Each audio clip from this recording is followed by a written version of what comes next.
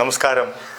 ആലപ്പി അഷ്റഫ് കണ്ടതും കേട്ടതും എന്ന എൻ്റെ യൂട്യൂബ് ചാനലിലേക്ക് ഏവർക്കും സ്വാഗതം. ഇന്നരിഹർ നഗർ എന്ന സൂപ്പർ ഹിറ്റ് മൂവിയിലൂടെ കടന്നു വന്ന് മലയാളികളുടെ മനസ്സിനെ കീഴടക്കിയ സുന്ദരനായ വില്ലൻ, ഇന്ത്യയിലെ മുഴുവൻ മനസ്സുകളെയും കീഴടക്കുവാനും കോടീശ്വരനായിട്ട് മാറുവാനുള്ള അവസരം തട്ടിത്തെറിപ്പിച്ച നിർഭാഗ്യവാനായ റിസ ബാവയെ കുറിച്ചാവട്ടെ ഈ എപ്പിസോഡ്.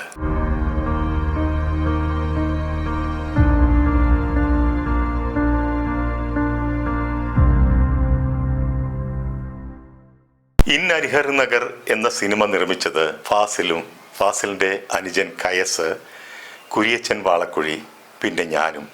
ഞങ്ങൾ 4 പേരും ഈക്വൽ പാർട്ട്നേഴ്സ് ആയിരുന്നു. ഈ സിനിമയുടെയും അതിൻ്റെ കഥയുടെയും സൈനിങ് അതോറിറ്റിയായി ഒരു പവർ ഓഫ് അറ്റോർണിയിലൂടെ എന്നെയായിരുന്നു നിയമിച്ചിരുന്നത്. സ്വർഗചിത്ര എന്ന കമ്പനിയുടെ ആദ്യത്തെ റിലീസ് പടവും ഇതായിരുന്നു. 4 ചെറുപ്പക്കാർ അവർ മനസ്സറിയാത്ത ഒരു കുഴപ്പത്തിൽ അകപ്പെടുന്നതായിരുന്നു കഥയുടെ ഇതിവൃത്തം. അതിലെ വളരെ പ്രധാനപ്പെട്ട ഒരു കഥാപാത്രമായിരുന്നു ജോൺ ഹോനായി എന്ന സുന്ദരനായ വില്ലൻ. അത് അവതരിപ്പിച്ചത് റിസ ബാവ എന്ന നടനായിരുന്നു. സിനിമ റിലീസ് കഴിഞ്ഞപ്പോൾ വില്ലന് നായക പരിവേഷം ലഭിക്കുന്നത് ചരിത്രത്തിൽ ആദ്യമായിട്ട് ഇന്നരിഹർ നഗർ എന്ന സിനിമയിലായിരുന്നു. ഇന്നും റിസ ബാവയെ കുറിച്ച് ഓർക്കുമ്പോൾ മലയാളികളുടെ മനസ്സിൽ ആദ്യം ഓടിയെത്തുന്നത് ജോൺ ഹോനായി എന്ന കഥാപാത്രമാണ്. അത്രത്തോളം ആ കഥാപാത്രത്തെ അദ്ദേഹം അനശ്വരമാക്കി മാറ്റി. ഈ ഒരൊറ്റ ചിത്രത്തിലൂടെ റിസ ബാവയെ വലിയ താരമൂല്യമുള്ള ഒരു നടനാക്കി മാറ്റി. ഈ സിനിമയുടെ വിജയം കേരളത്തിൽ ആഘോഷിക്കപ്പെട്ടപ്പോൾ അതിൻ്റെ അലയടികൾ അന്യ സംസ്ഥാനങ്ങളിലും ചർച്ചാ വിഷയമായി. ഹിന്ദി, തമിഴ്, തെലുങ്ക്, കന്നഡ മുതലായ ഭാഷകളിൽ ഈ ചിത്രം നിർമ്മിക്കാൻ പല നിർമ്മാതാക്കളും മുന്നോട്ട് കടന്നു വന്നു.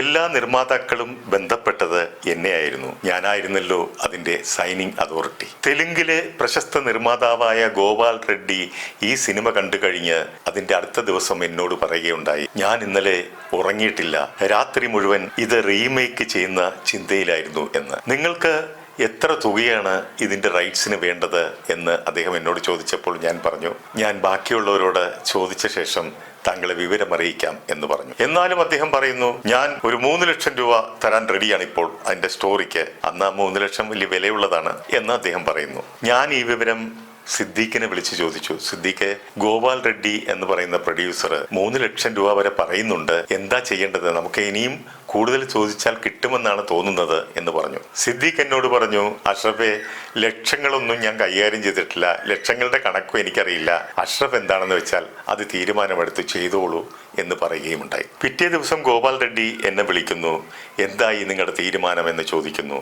ഞാൻ അല്പനേരം ഒരു പരിങ്ങലിൽ നിന്നപ്പോൾ അദ്ദേഹം പറഞ്ഞു, അല്ല, നിങ്ങൾക്ക് പണം കൂടുതൽ വേണമെങ്കിൽ അത് ചോദിച്ചോളൂ, ഞാൻ എത്ര വേണമെങ്കിലും തരാം, പക്ഷേ എനിക്ക് ആ പടം വേണം. അങ്ങനെ ഞങ്ങൾ കൂടുതൽ പണം വാങ്ങി ആ കച്ചവടം അങ്ങ് ഉറപ്പിച്ചു. പക്ഷേ ഗോപാൽ റെഡ്ഡിക്ക് ഒരേ ഒരു ഡിമാൻഡേ ഉണ്ടായിരുന്നുള്ളൂ. പണമല്ല പ്രശ്നം, ഒരു ഡിമാൻഡ് മാത്രമേ ഉണ്ടായിരുന്നുള്ളൂ.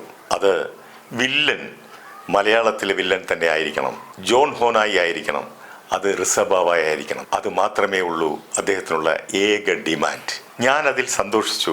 കാരണം റിസ ബാവയ്ക്ക് തെലുങ്ക് സിനിമയിൽ എൻട്രി കിട്ടുമല്ലോ എന്നോർത്ത്. ഹിന്ദി സിനിമയിലെ വലിയ കമ്പനിയായ ബൊപ്പയ്യ എന്ന ഗ്രൂപ്പ്, അതിൻ്റെ പ്രൊഡ്യൂസർ എന്നെ വിളിക്കുന്നു. അവരുമായിട്ട് കച്ചവടം ഉറപ്പിക്കുന്നു. അവർ പറയുന്നു, ഒരേ ഒരു ഡിമാൻഡ്, ഞങ്ങൾക്ക് വില്ലൻ അത് തന്നെ വേണം, റിസ ബാവയെ മതി എന്നുള്ള ഡിമാൻഡ്. കന്നഡയും അതുപോലെ വരുന്നു, അവർക്കും റിസ ബാവയെ മതി. തമിഴില് ഹരിഹർ നഗർ റീമേക്ക് ചെയ്തത് super good films RB Choudhary ആയിരുന്നു. അത് സംവിധാനം ചെയ്തത് ഞാനുമായിരുന്നു. അദ്ദേഹത്തിന് ഈ സിനിമ കണ്ടു കഴിഞ്ഞപ്പോൾ ഒരേ ഒരു ഡിമാൻഡേ ഉണ്ടായിരുന്നുള്ളൂ, അത് വില്ലൻ അത് തന്നെ ആയിരിക്കണം, അത് നിർബന്ധമാണെന്ന് പറയുന്നു. അങ്ങനെ ഓരോ ഭാഷയിലും വരുന്നവര് എല്ലാവർക്കും ആകെയുള്ള ഡിമാൻഡ് റിസ ബാവ മാത്രം. ഞങ്ങളുടെ സിനിമയിലെ വില്ലൻ അത് റിസ ബാവ ആയിരിക്കണം എന്നുള്ളത്. ഓരോ കച്ചവടം ഉറപ്പിക്കുമ്പോഴും ഞാൻ റിസ ബാവയെ കോണ്ടാക്ട് ചെയ്യാൻ നിരന്തരം വിളിച്ചുകൊണ്ടിരുന്നു. ഫോൺ എടുക്കുന്നവർ പറയും ഷൂട്ടിങ്ങിലാണ് എന്ന് പറയുമ്പോൾ, ഈ വിവരമൊന്ന് പറഞ്ഞേക്കൂ, എന്നെ ഒന്ന് തിരിച്ചു വിളിക്കണേ എന്ന് ഞാൻ പറയുമായിരുന്നു. റിസ ബാവ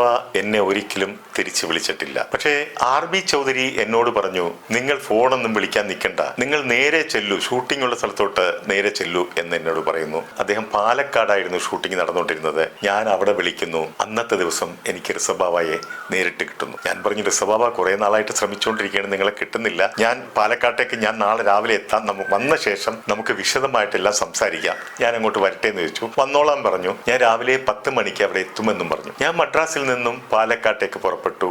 ഞാൻ പാലക്കാട് എത്തുമ്പോഴത്തേക്ക് അറിയുന്നു റിസബാവ 9 മണിക്ക് അവിടെ നിന്ന് പോയി എന്നുള്ള വിവരം. റിസബാവയെ കാണാൻ പറ്റാതെ നിരാശനായ ഞാൻ നിർമ്മാതാക്കളുടെ നിർബന്ധത്തിന് വഴങ്ങി വീണ്ടും വീണ്ടും റിസബാവയെ കാണാനും വിളിക്കാനുമുള്ള ശ്രമം തുടങ്ങി. അങ്ങനെ ഒരിക്കൽ എനിക്ക് റിസബാവയെ കിട്ടുന്നു, ഫോണിൽ കിട്ടുന്നു. ഞാൻ റിസബാവയോട് പറയുന്നു, റിസബാവ, ഈ ചാൻസുകളൊന്നും നിങ്ങൾ മിസ് ചെയ്യരുതും. ഇന്ത്യയിലെ എല്ലാ ഭാഷക്കാരും നിങ്ങൾക്ക് വേണ്ടി കാത്തു നിൽക്കുകയാണ്. പണം ഒരു പ്രശ്നമല്ല, അവർ പണം എത്ര വേണമെങ്കിലും നിങ്ങൾക്ക് തരാമെന്ന് പറയുന്നുണ്ട്. എല്ലാം പറയുമ്പോഴും റിസബാവ ഒരു നിസാര വട്ടിൽ, അശോക അതൊന്നും ശരിയാവില്ല, ഞാൻ അത് മാത്രമല്ല വില്ലനായിട്ടൊന്നും ചെയ്യാൻ ഞാൻ ഇപ്പൊ ആഗ്രഹിക്കുന്നുമില്ല, എനിക്ക് ഹീറോ ആയിട്ട് കുറച്ച് പടങ്ങളൊക്കെ വന്നിട്ടുണ്ട്. ഞാൻ പറഞ്ഞു, അതൊക്കെ ചെയ്തു റിസബാവ, നിങ്ങൾ ഇത് കളയല്ലേ, നിങ്ങളുടെ ജീവിതമേ മാറ്റിമറിയും. അപ്പോൾ ഒരു ചിരിയാണ് ചിരിക്കുന്നത്. ഇല്ല അശോക, അതൊക്കെ അങ്ങ് വിട്ടേര് എന്നാണ് എന്നോട് റിസബാവ പറഞ്ഞത്. ഞാൻ ആകെ ഷോക്കായി പോയി, സ്തംഭിച്ചു പോയി. ആയിരക്കണക്കിന് കലാകാരന്മാർ ആഗ്രഹിക്കുന്ന അവസരമാണ് തെറ്റായ തീരുമാനം മൂലം, ബുദ്ധിമോശം മൂലം റിസബാവ തട്ടിത്തെറിപ്പിച്ചു കളഞ്ഞത്. ഈ നിർമ്മാതാക്കളോടെല്ലാം എന്റെ നിസ്സഹായ അവസ്ഥ ഞാൻ അറിയിച്ചു. അവരൊക്കെ അനുയോജ്യരായ മറ്റ് കലാകാരന്മാരെ, മറ്റ് നടന്മാരെ കണ്ടെത്തുകയും ചെയ്തു. തമിഴിലേക്ക് ഞാൻ പിന്നീട് കാസ്റ്റ് ചെയ്തത് നെപ്പോളിയൻ എന്ന നടനെയായിരുന്നു. അദ്ദേഹത്തിന്റെ 2ാമത്തെ ചിത്രവുമായിരുന്നു അത്. പിന്നീട് റിസബാവ നിരവധി മലയാള സിനിമകളിൽ അഭിനയിച്ചുവെങ്കിലും റിസബാവയുടെ കണക്കുകൂട്ടലുകളെല്ലാം പിന്നീട് തെറ്റുകയാണ് ഉണ്ടായത്. തുടർന്ന് നിലനിൽപ്പിനായി സീരിയലുകളിലേക്ക് ചേക്കേറി. വർഷങ്ങൾക്ക് ശേഷം AM നസീർ എന്ന സംവിധായകൻ സൂര്യ TVക്ക് വേണ്ടി ചെയ്ത ഒരു സീരിയലിൽ ഞാനും റിസബാവയോടൊപ്പം ഒരു പോലീസ് വേഷം അഭിനയിച്ചിരുന്നു. അങ്ങനെ വർഷങ്ങൾക്ക് ശേഷം ഞാനും റിസബാവയും അവിടെ വെച്ച് കണ്ടുമുട്ടുന്നു. അദ്ദേഹം അന്ന് അസുഖം മൂലം അവശനായിരുന്നു. ഒരു സ്റ്റെപ്പ് കയറണമെങ്കിൽ പോലും ഒരാളുടെ സഹായം അദ്ദേഹത്തിന് ആവശ്യമായിരുന്നു. എന്റെ റൂമിന്റെ തൊട്ടടുത്ത റൂമിലായിരുന്നു റിസബാവ താമസിച്ചിരുന്നത്. ഞങ്ങൾ പലപ്പോഴും അങ്ങോട്ടും ഇങ്ങോട്ടും മനസ്സ് തുറക്കാറുണ്ടായിരുന്നു. അദ്ദേഹം പലപ്പോഴും അദ്ദേഹത്തിന്റെ പല കാര്യങ്ങളും എന്നോട് തുറന്ന് സംസാരിച്ചിട്ടുമുണ്ട്. ആ കൂട്ടത്തിൽ അദ്ദേഹത്തിനുണ്ടായ സാമ്പത്തിക ബാധ്യതകളും ചെക്ക് കേസുകളും ഒപ്പം അപ്പോഴുള്ള